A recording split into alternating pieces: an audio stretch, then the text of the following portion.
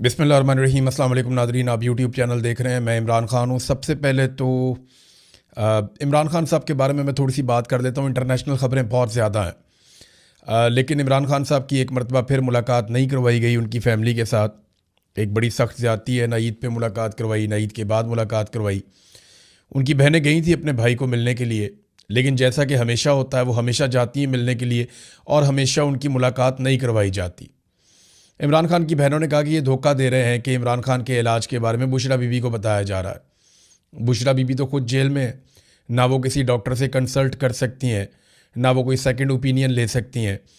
तो ये सिर्फ टेक्निकली ना इमरान खान साहब को नीचा दिखाने के लिए, सिर्फ इमरान खान साहब की सेहत से खेलने के लिए और इमरान खान को तोड़ने के लिए सब कुछ कर रहे हैं। इमरान खान के बेटे भी कह रहे हैं, उनकी बहनें भी कह रही हैं। जो लोग इमरान खान को पुराना जानते हैं ना, मैं उनसे भी मिला हूँ, उनसे बात भी की है।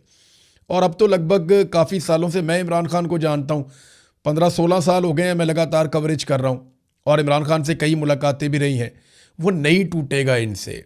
आसिम मुनीर साहब, वो आपसे नहीं टूटेगा। आप जो मर्जी कर लें, वो आपसे नहीं टूटेगा। आपने 5 साल की एक्सटेंशन ली, आप 15 साल की और एक्सटेंशन ले लें। अल्लाह रब्बुल इज़्ज़त इमरान खान को ज़िंदगी दे, वो आपसे नहीं टूटेगा। ये हो नहीं सकता ना, आप नहीं तोड़ सकते उसको। और उसको तोड़ने की जिद क्या है? आप अपना काम करें, आइन और कानून की हदूद के अंदर रहते हुए अपनी नौकरी करें और घर जाएं। ये पाकिस्तान के लीडर्स हैं जिनको अवाम मुंतखब करती है, उन्हें पाकिस्तान चलाने दीजिए।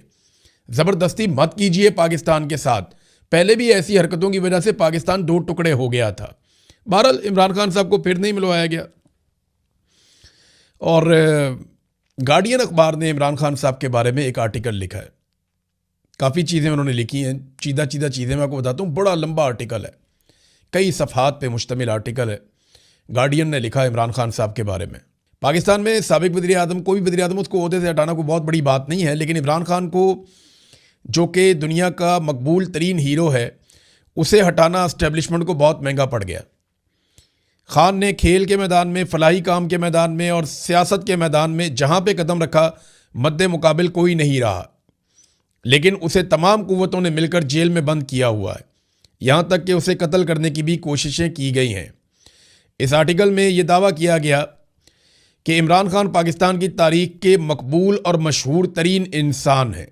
कोई मर्द या औरत, जिंदा या मरहूम, हकीकी या ख्याली पाकिस्तानी इमरान खान से ज़्यादा मशहूर नहीं हुआ या इमरान खान से ज़्यादा उसको मकबूलियत नहीं मिली। ये बात हकीकत है, झूठ नहीं है। दुनिया इमरान खान की गवाही देती है, लेकिन बोनो ने मिलकर एक बहुत बड़े कदावर शख्स को सिर्फ इसलिए जेल में बंद कर दिया कि जब ये बोने उसकी तरफ देखते थे तो ऐसे सर उठा के देखते थे। तो इन बोनों ने उसे जेल में बंद कर दिया, और कुछ नहीं है। ये सारे बोले हैं, कुछ नहीं बेचते इमरान खान के आगे। पाकिस्तानी अवाम क्योंकि इमरान खान के साथ खड़ी है और अल्लाह रब्बुल इज़्ज़त ने उसको ये इज़्ज़त दी है, ये उसके हिस्से में आई है। अब आप जो मर्जी करें, उल्टे लटक जाएं, ये तो अल्लाह ने उसको दी है। अब आ जाए नाजरीन इंटरनेशनल ख़बरों की तरफ। तो पाकिस्तान कुछ थोड़ा सा मरकज़ निगाह बना। उसकी वजह यह है कि पाकिस्तान को लगता है कि एक इस तनाज़े के हल के लिए पाकिस्तान मुज़ाकरात कार का रोल प्ले कर सकता है, पाकिस्तान मेज़बानी कर सकता है। यानी शहबाज शरीफ ने इसके ऊपर एक ट्वीट भी किया और कहा कि मशरिक़ वस्ता में जंग बंदी और मुज़ाकरात की कोशिशों की पाकिस्तान हमायत करता है। ईरान अमेरिका जंग बंदी और अमन और इस्तेहकाम की हमायत करते हैं। उन्होंने ऐलान किया कि अमेरिका और ईरान की रजामंदी से पाकिस्तान मुज़ाकरात की मेज़बानी करने के लिए तैयार है। जंग के ख़ात्मे के लिए बामानी और नतीजा खेज़ मुज़ाकरात ज़रूरी हैं और पाकिस्तान जो है मुज़ाकरात में सहूलतकारी को एक एजाज़ समझेगा। ये शहबाज शरीफ ने अपनी जो ट्वीट है उसको अमरीकी सदर डोनाल्ड ट्रंप, विटकोफ जो पाकिस्तान आया हुआ था, और उसके अलावा ये विटकोफ जो है ना, ये इस रीजन का हेड बनाया हुआ है डोनाल्ड ट्रंप ने, और फिर ईरानी वज़ीर ख़ारजा अब्बास अराक्ची को टैग कर दिया। ये इन 3 बंदों को भी शहबाज शरीफ साहब ने टैग किया है अपने ट्वीट में।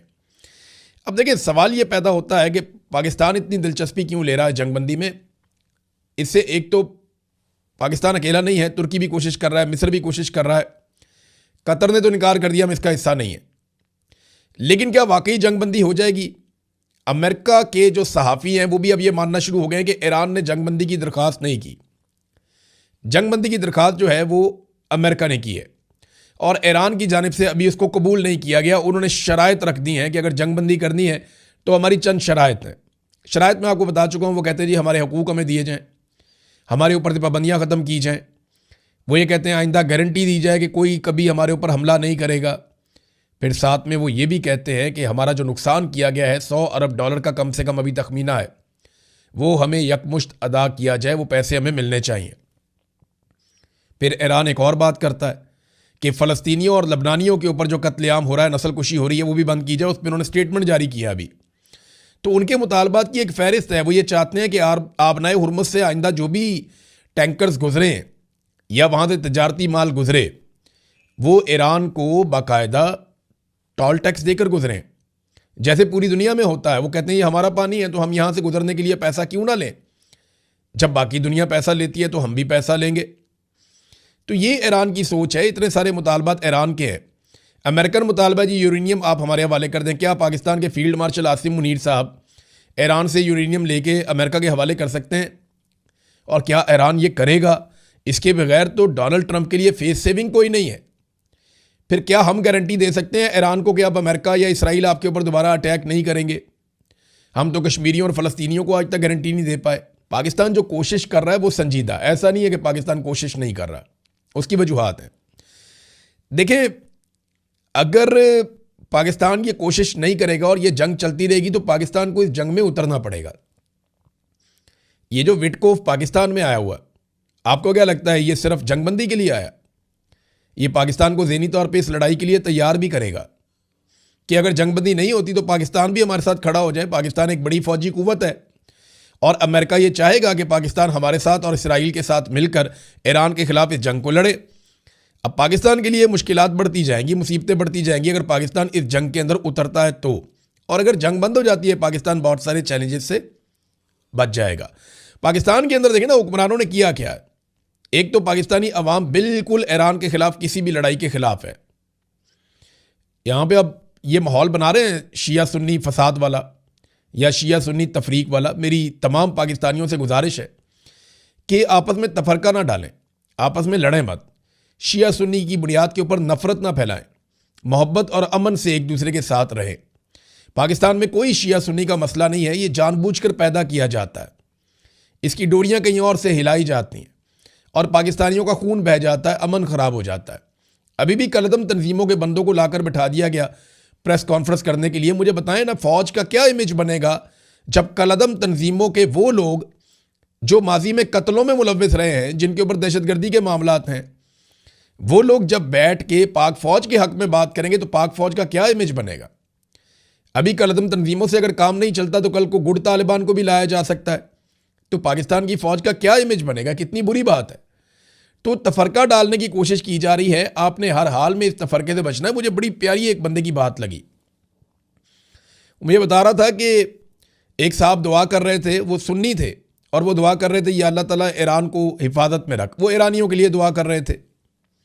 तो दूसरे साहब ने उन्हें कहा कि आप ईरान के लिए क्यों दुआ कर रहे हैं, वो तो शिया है। तो उन्होंने कहा जी फिर आप इसराइल के लिए दुआ कर लें, वो तो सुन्नी है ना।